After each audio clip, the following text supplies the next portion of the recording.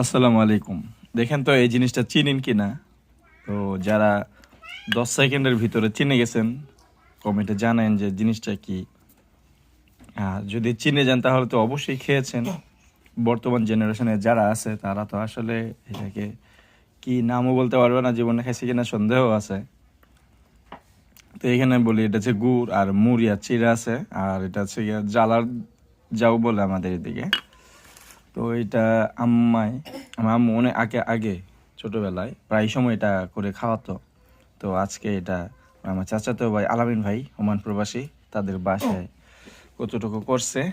তো ঐতিহ্যবাহী এটা খাবার সেই সে আমাদের একটু দিয়ে গেছে। দেখেন খাইছি অনেকখানি, পরে ভাবলাম যে না আপনাদেরকে একটু দেখাই ঐতিহ্যবাহী এটা খাবার। তো এখানে গুড় আর এটা একটু টকটক হয়, আর এখানে গুড় মিশিয়ে নিছি। আর এই যে গুড়টা অরিজিনাল গুড় নাকি? না, অরিজিনাল না, ঘরে ছিল, ওটা খাওয়া শেষ। তো এই জালালের যাও কে কে খাইছেন কমেন্টে জানাবেন।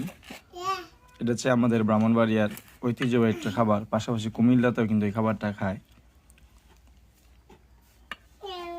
তো এই খাবারটাকে কে কে মিস করছেন এবং কে কোথা থেকে দেখছেন কমেন্টে জানাবেন। আসসালামু আলাইকুম।